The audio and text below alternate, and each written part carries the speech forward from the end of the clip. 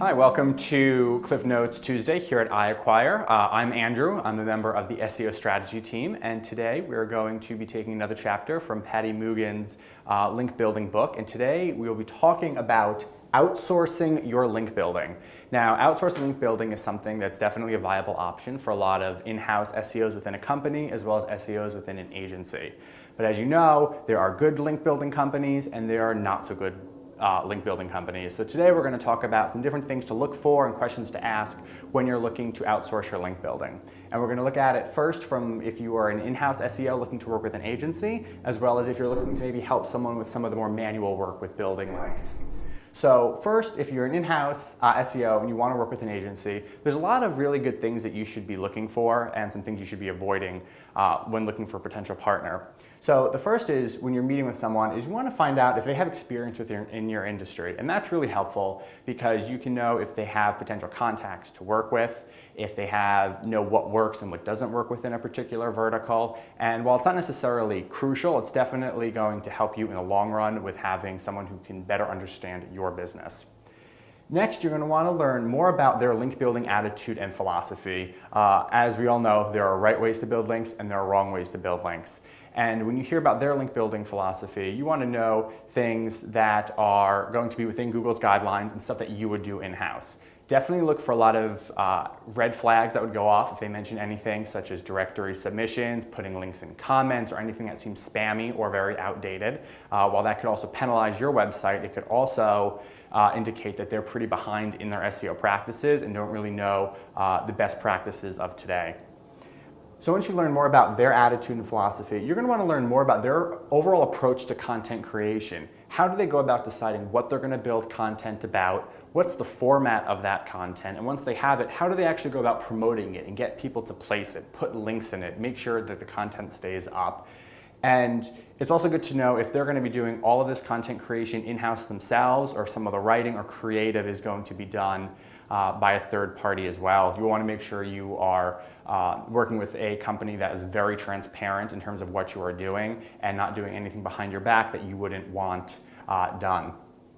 And then after you learn more about their link building and their approach to content creation, it's always good to learn more about their past experiences with references and seeing who can give them a good thumbs up, who's worked with them. If you can talk to that client directly, that would be great. There shouldn't be a reason that you wouldn't be able to talk to an existing client or see existing work once you've had an NDA in place. And then once you know that this is probably a company that does good work, they've done good work for people that you can talk to, you really want to learn about what your relationship with them is going to be. Are you going to have an account manager and what's the reporting going to be? And when you're working with a company, it's important to know that you're going to have a regular point of contact that's really going to be the quarterback of your solution and be able to keep an eye on everything that's going on, make sure everything's on time, that the quality is what it should be, and keep you up to date with what exactly is going on with your campaign.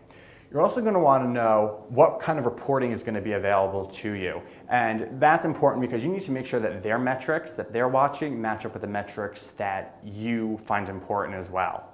Because you're not just looking to do a one-time purchase of some links or just have some content created. You really want to create a relationship with this agency and have them ultimately as an extension of your business and a strategic partner. And you want someone that's not looking to just have a quick sell, but is looking for that long-term engagement that you're looking for as well. So now that we've covered what an in-house SEO might look for when looking to work with an agency, we're going to go and take a look at what that in-house SEO might do or an agency might do when they want to get some of that more manual work taken care of by a third party. So moving to this side, we're looking at, Patty provides a really great list of resources as well as tactics for how you can go about finding potential people to outsource to and the process for it, and it's a really good just overall step-by-step guide.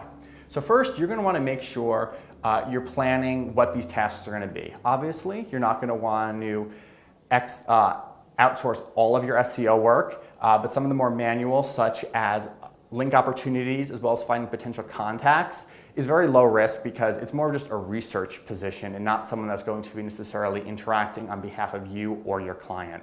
However, you could, of course, have someone that does something a little higher risk where they're actually reaching out to site owners and bloggers. And when you do this, there's different levels of exposure you could have. The first is you could, of course, just use a Gmail account. That way it won't reveal anything about you, your business, or your client's business. But that may turn off some prospects just because they may view it as kind of deceiving that you're not upfront with who you are. So you could also get an email address set up within your agency or within your client's website. So that way the prospect who's being contacted knows exactly who you are and what company you're contacting them on behalf of. And when you're doing this entire process, you want to make sure you're defining everything step by step so the person who you're outsourcing to can easily complete it to the degree of detail and accuracy that you want. So when you're completing a step-by-step, make sure you do a practice run yourself, and while you're doing a practice run, taking screenshots or video captures of your work is great so they can see exactly how to do it. And once you have sorted out what you want them to do and how you want them to complete those tasks, it's about actually going and posting a job description for this potential outsource person to do it. And so Patty mentions using Odesk, which seems to be a good resource for finding someone to outsource work to. And they offer some different filters where you can say only certain applicants with certain job requirements or attributes can apply for it, as well as certain feedback scores. And while that doesn't filter out individuals, you can always, it'll push them as highlighted towards the top of your list. In terms of the actual job description that Patty provides an example of, it's a pretty standard job description that you would do for any job. The first is defining what the role and giving some information about what the tasks associated with this job would be. And then, of course, telling them what the skills required are, such as make sure they're speaking English. A lot of these individuals on Odesk may not be from a country that predominantly speaks English, that they must be able to follow instructions very accurately, and that they're someone that's trustworthy. And a good way to do kind of a pre-screening before you even have to look through all the applicants is at the bottom of the requirement. Ask for them within their application to provide a summary of the tasks that they're going to have to do and what they believe the objectives are going to be. This is a great way to pre-screen people to see, first of all, are they very fluent in English and can speak it very well, as well as do they write very well. They're going to potentially be doing outreach for you. You wouldn't want anyone that isn't able to write clearly reaching out on your behalf. And it also just shows if they're able to follow directions and they actually are reading the application and thinking about doing the job, not just copying and pasting a form application they may be applying to 50 other positions for. And then, of course, you'll want to indicate what the compensation and time commitment would be for the application.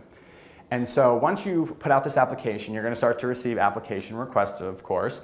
And it's a matter of then selecting someone. A good idea could be to select actually 2 applicants to complete the same task or very similar tasks. That way you could then ultimately decide on one to continue working with if one's better. If they're both great, then that's fantastic because you could have 2 people working for you. These services tend not to be too expensive, so you could definitely increase your productivity by hiring more than one individual. So when you're actually then sending out the work for them to do, you're going to want to include a more detailed task summary. So if you're running possibly a website that sells various workout equipment or nutritional information, tell them that you're looking for them to find websites that talk about nutrition and working out, possibly blogs that talk about workout routines, or have information about creating a good nutritional menu every day for depending on what you're trying to obtain with your diet and workout. Give them criteria for what each website needs to be for them to collect. Be very specific, just so you don't get a list of many irrelevant sites or low quality sites. Obviously, you're going to want to include something such as make sure everything is fitness or nutrition oriented. You can say that the homepage needs to be at least a minimum page rank of 2. And if you're going to have more technical requirements, which a lot of SEO work's going to entail, make sure you provide details and links to any tools for them to pull certain metrics such as page rank. And also have them check to see if the website has an updated post within the last 3 weeks, so it's not a dormant blog. And that there's a way to contact the owner of the website so you can actually then do the outreach or have that individual that you're hiring do the outreach. A great tool for this is to include a Google Doc. And what you can do is create a spreadsheet that already has columns for the metrics that you're looking to collect, such as the name of the blog, the URL, the homepage, page rank of it, the company's Twitter or Google Plus profiles, as well as their contact information.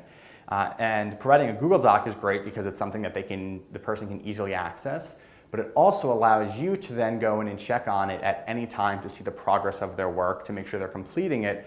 But also, if you see them doing it not correctly or the way that you want it done, you can easily tell them how to correct it moving forward. So you don't, at the end, get a spreadsheet that's got consistent errors or the data is not entered correctly. And once you've collected the actual completed report for them, make sure you carefully review it.